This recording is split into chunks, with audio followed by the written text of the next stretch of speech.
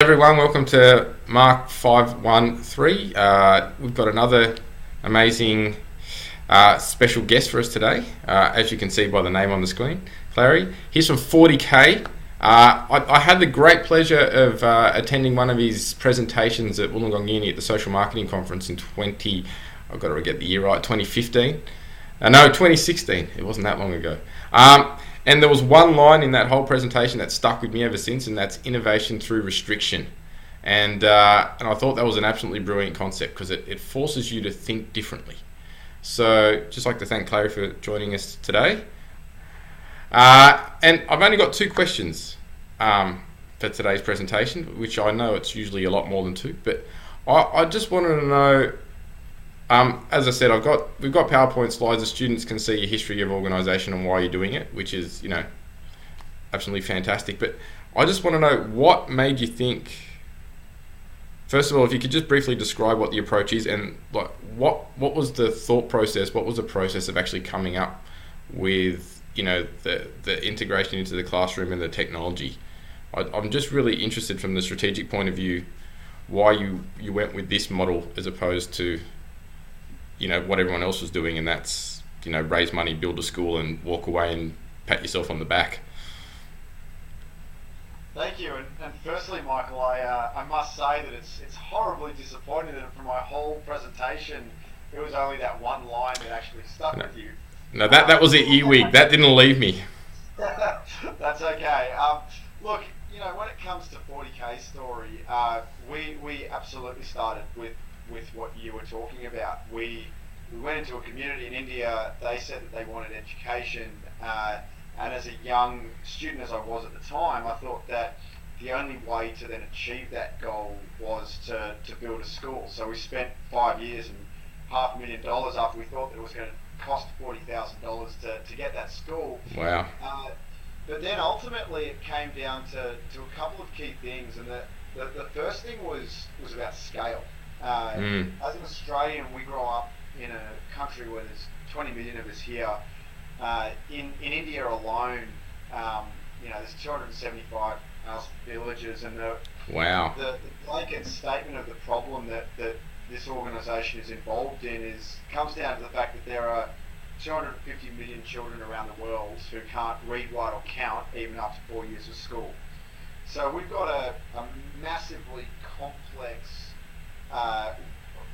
potentially even wicked problem here, and I approached it with essentially a tame solution, I guess. So after the school opened, we essentially said, look, if we're going to recommit to doing this, then it has to be more scalable. So it was then 2 years of just on the ground with communities, trying to peel back the levels of the onion, so to speak, to try and understand what are the core restrictions that are actually preventing quality education from coming out here. And we reduced them to a whole range of them, like fluctuating electricity, little to no internet. But the fundamental one where I think took us down a different path was the fact that in a rural setting, it's very, very difficult to get a quality teacher. So if you can't get a quality teacher, how do you make sure that you don't subsidise on the quality of education? And that's what took us to technology. Ultimately, it was just the last way we felt to be able to get quality education in a village when you can't get a teacher. So if I've got this right, you took into consideration the geographical context, the social context, and then all the infrastructure limitations potentially that were around, and it led you to a technology solution because there really wasn't any other option. And as you just mentioned, access to educators are also limited in those regional areas. Absolutely, and particularly that last one, I know a lot of organisations will focus on trying to mobilise resources out there. I look at Australia, it's hard enough for us to be mobilising professionals out to regional and rural areas in this country, even though our regional and rural areas are beautiful, safe, good quality of life, places to live. We're talking about a village in India. Pragmatically, if you're a qualified and good teacher and you've got a whole bunch of career progression opportunities in the big cities, what's going to take you out to the rural areas? Yeah. So yeah, that was critical. And then we were faced with the challenge of having to educate despite that. Wow. So I'm assuming that once that Bing moment went off in your head, there was a lot of steps to actually get it into practice. It wasn't just something that, okay, we've come up with the idea, cool, we can go launch it. I just wanted to ask, from a planning perspective, how important were finding the right people, like the right partners, the right affiliates, to actually put that together? Yeah, it's absolutely critical. Because our challenge, the next challenge is, if we're selling it rather than giving it away, we've got to be able to break even at a ridiculously low price point. I remember what it was. It was something around $4 or something, wasn't it? It was $4 per child per month for a service that runs every day. Yeah. So when it comes to the partner question, like what you're asking, there's no way that we would be having to build everything ourselves, because it just wouldn't meet that price point. So our model is all about hacking existing technologies and repurposing them so that they can work at ultra low cost. To do that, partnership is absolutely critical. So technology wise, we don't invent new hardware. We've partnered with Lenovo, who give us access to tablets at a lower price. So we repurpose existing technology so we can sync the content and information offline into the villages using Lenovo tablets. On the content side, again, we don't write our own content if we don't have to. We map the local curriculum and then enter into partnerships with educational content creators from around the world. And we're addressing a market failure in an area where these big publishers are not particularly interested in pursuing. So that means we can get very good access to low costs on our licensing requirements.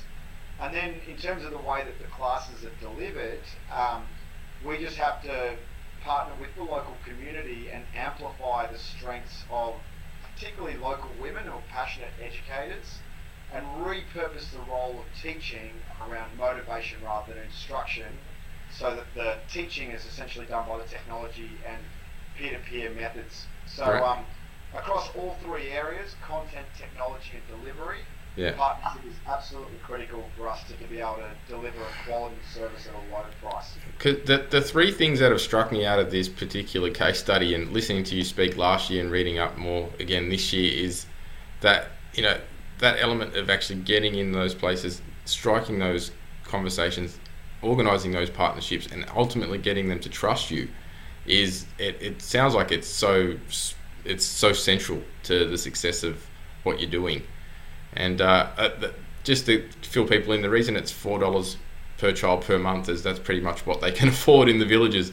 And so you've just got to meet what they can do. So and I know that you have a scale where sometimes a little bit higher, sometimes a little bit lower, depending on the student. So I like the cost, the price structure as well, because one thing that my father always taught me was if you give it away, people won't respect it.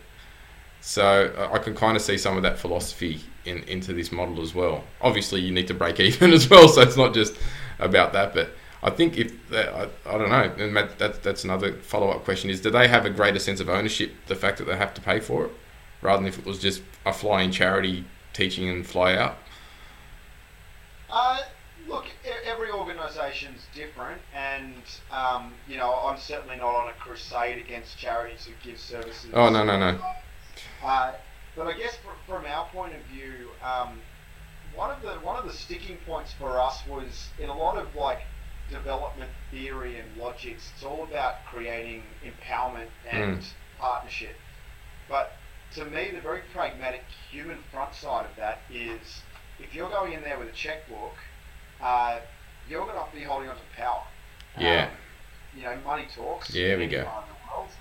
And we were finding that the feedback cycle from the communities that we were working at was just not particularly high. I mean, the kids were going to the school that we built, and they said how wonderful it was, but we never got real good critical feedback. Um, when we thought, you know, can we and should we charge these people for a service? I'll never forget that when we went out there, that they were happy to. That was a massive assumption challenge, and it really illustrates the difference between have-nots and have-littles. We typically, if we go into these environments, we can often be driven by the emotion of pity. It doesn't help anyone. No. So if they got a little bit, they're happy to pay for it. What we actually then found was that the feedback went through the roof. They were very savvy consumers.